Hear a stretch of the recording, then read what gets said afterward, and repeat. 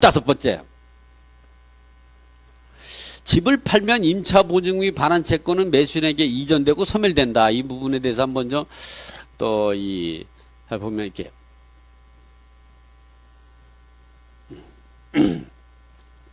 주택 임차인이 제3자의 대항력을 갖춘 집을 팔면 우리가 집을 팔면 아까 같이 그 기존의 그 새로운 소유자에게 종전의 임차인이 임대인이 지를 매도인이 종전에 임대됐잖아요. 집을 팔면 새로운 소유자에게 임대인이 지를 그대로 승계된다. 이건 자동 승계된다. 이렇게 알고 있고 전 소유자는 임대인 지를 소멸되는 거죠. 그런데 그것이 100%냐? 100%냐? 그렇지 않다는 것에 대해서 한번 설명을 드릴까요? 주택 임차인이 임차인이 제3자에 대해서 대항력을 갖춘 후, 그러니까 소유자가 바뀌기 전에 대항력을 갖추게 되면, 대항력이 발생하거나 소유자가 바뀌면 임차주택 소유권이 양도되어 그 양수인이 임대인이 지위를 승계하는 경우에는 임대차 보증금의 반환 채무도 부동산의 소유권과 결합하여 일체되어 이전하게 되므로 양도인, 즉 그 매수인이 임대인 지위나 보증금 반환 채무는 매도인 양도인은 집을 판 사람이죠. 그러니까 매도인이 임대인으로서 지위나 보증금 반환 채무는 소멸한다. 이게 대법 95다 35616이죠. 이번에는 대항력을 갖춘 임차권의 목적인 주택이 양도되어 양수인이 임대인의 지위를 승계한 경우 양도인이 그러니까 매도인이 임대차 보증금 반환이 소멸한지 그렇다는 거죠. 이것도 최근 판례죠. 2009다 157994 판결 내용이 이렇게 임차인이 동의 여부와 상관없이 소유권이 변동에 따라 임대인 지위가 승계되고 소유자가 변경이 되면 전 소유자는 임대인의 지위에서 벗어나게 되는 것이 원칙이다. 그러나 우리가 보면 임차주택이 경매로 매각이 되면 조금 다르게 판단해야 한다. 임차주택이 말소기준 권리보다 먼저 대항력권을 갖추고 있었다면 낙찰자에게 대항력을 주장할 수 있고 배당에서 전액 변제받을 수가 있다. 그렇기 때문에 대항력 있는 선순위 같은 경우는 당연히 새로운 소유자에게 임차권이 100% 이전이 되고 거기서 미배당금이 생긴다면 새로운 낙찰자에게 100% 전가가 되는 거죠. 그러니까 집을 판 전 소유자한테는 책임이 없는 겁니다. 책임이 없어요. 그러나 이렇게 선순위 그 임차인 같은 경우 설령 미배당금이 생긴다고 해도 낙찰자 인수하게 되니까 임차인은 보증금을 전 소유자가 승계할 수가 없죠. 그러나 임차인이 말소 기준 권리보다 후순위로 대항력권을 갖추고 있었다면 전액 배당 여부와 상관없이 경매로 소멸되고 낙찰자가 인수하지 않는다. 그렇죠.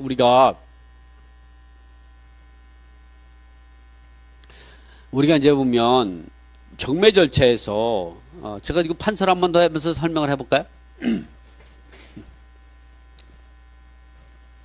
경매 절차에서 권리 분석을 어떻게 하느냐 여러분도 있지만 이렇게 소유자가 A이고 그 소유권이 B로 소유권 이전이 됐을 때 여기에 이제 보면 근저당이 예를 들어서 5월 1일 날 설정이 됐다. 4월 1일 날 갑임차인이 대항력권을 갖추고 건과 확정일자까지 같이 받았죠. 대항력권은 이제 보면 전입신고와 주택을 거주를 하는 거 말하죠. 그러니까 여기 전입신고하고 확정일자를 이제 갖췄죠. 그리고 6월 1일 날 을임차인이 전입신고도 하고 확정일자도 갖추고요. 이런 주택에서 이제 B로 소유권이 넘겨나가가지고 여기에 뭐 다른 채권자에 의해서 경매가 들어갔다. 경매가 신청이 이루어지고 그럴 때에 이 선순위 임차인 같은 경우는 경매로 소멸되지 않아요. 그렇기 때문에 이 사람이 대항력을 주장하면은 낙찰자에게 승계시키는 거고 대항력을 주장하지 않고 배당 요구를 하면 미배당금은 낙찰자가 미배당금을 승계하게 되는 거죠. 배당받지 못한 거는 승계하게 돼. 그러나 요 후순위 임차권은 낙찰자가 승계하지 않아요. 승계하죠. 그럼 이 사람은 임차권이 소멸되죠. 이제 이럴 때에 이 임차권이 그러니까 이 선순위 임차인은 자동으로 B와 낙찰자에게 승계되는 거예요. 이게 B로 승계됐다가 또 새로운 소유에게 승계되는 거예요. 이 선순위 임차. 그러나 이 임차권은 승계되지 않아요. 이게 경매로 넘어가게 되면 이런 새로운 소유자에게 승계되지 않는 자예요. 그럼 이 선세보증금을 이 사람이 1억 원인데 한 푼도 못 받았다. 한 푼도 못 받. 그럴 때 어떻게 되냐? 그런 판례의 내용을 이제 그런 내용에 대한 판례가 다음에 있습니다.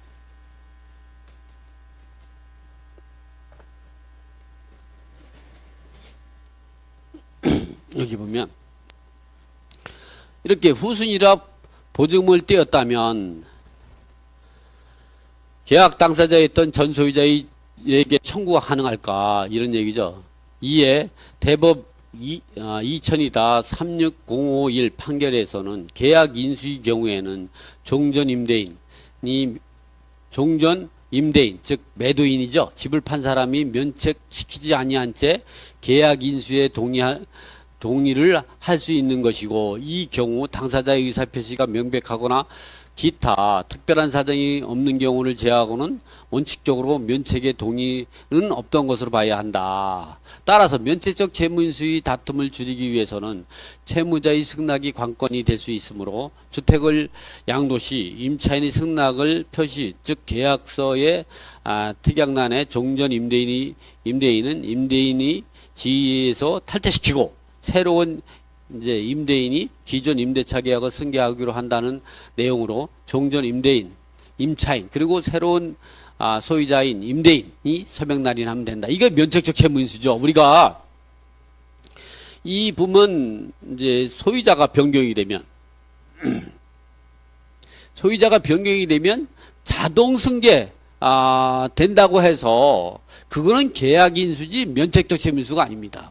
다음에 또 넘어가 보면, 그러나 임차인 입장에서는 이러한 특약을 하지 않아도 당연히 새로운 소유자에 승계되는 것이므로 위와 같은 특약을 하지 않는 것이 또 하나의 보험을 드는 거죠. 왜냐하면 전 소유자에게 청구할 수가 있으니까. 이 부분들은 이제 보면 이렇게 되는 거죠. 그래서 이 부분을 다시 제가 정리해 보면 이런 겁니다. 집을 팔면 A가 매도인으로서 B한테 집을 팔기 전에 갑임차인이 대항력권을 갖추고 대항력이 발생하고 있는 상태에서 갑임차인은 소유자가 변경되면 소유자의 계약을 해제 의사를 밝힐 수도 있고 아니면 대항력을 주장할 수도 있습니다. 그러면 아니면 아무런 의사 표시가 없으면 자동으로 승계되는 거죠. 그래서 새로운 소유자 B에게 소유권이 넘어가게 되면 새로운 소유자에게 자동적으로 임대인의 지위를 승계하게 되는 거죠. 이래서 그 주택이 경매가 들어갔을 때 선순위 임차에는 낙찰자가 인수해야 되는 거죠. 그러나 후순위 임차에는 경매 절차에 소멸되고 그랬을 때에 계약 인수 방식으로 하면 병전적 채무 인수 방식이다. 1차적 제1채무자가 새로운 소유자가 되는 거고 전 소유자는 제3채무자의 지위를 벗어나지 못한다. 그러니까 집을 파는 사람 입장에서는 반드시 면책적 채무인수 방법으로 집을 팔아야 한다. 면책적 채무인수를 받으려면 채권자의 승낙이, 채권자, 임대인이 채무자고 임차인이 채권자가 되죠. 임차인이 동의로 돼야 된다. 그래서 임차인이 동의를 어떻게 받으면 되냐? 집이 A로부터 B로 매매가 이루어지고 그에 따라 임대인의 지위가 매수인 아무개로 B에게 소유권 이전되고 그 사람에게 임대인지를 승계하도록 하고 종전에 A에 대해서 임대차 계약은 소멸하기로 한다는 내용을 매수인 그리고 임차인이 승계하게 되면 임차인은 또다시 매도인에게 전소유자 A에게 임차권을 주장할 수 없습니다. 그러나 임차인 입장에서는 그렇게 한다면 새로운 소유자에게가 경매 들어갈 때 그 임차주택의 최선순위 임차인인 경우는 어쨌든 뭐 손해보지 않겠지만 예를 들어서 말소기준걸 이후에 입주한 임차인이라고 하면 좀 생각을 해봐야죠. 불리한 계약이 될 수도 있죠. 이래서 집을 팔면 임차주 반환 채권은 매수인에게 이전되고 소멸된다. 이 부분은 그 선순위 임차인에 해당되는 거죠. 보선 임차인 같은 경우는 손실이 발생하게 되면 그 손실을 전 소유자, 즉 매도인에게 청구할 수 있는 그런 상황이 발생할 수 있다. 그래서 집을 팔 때는 우리가 어떻게 된다고요? 임차인은 어떻게 된다고요? 이 말씀했죠. 다음은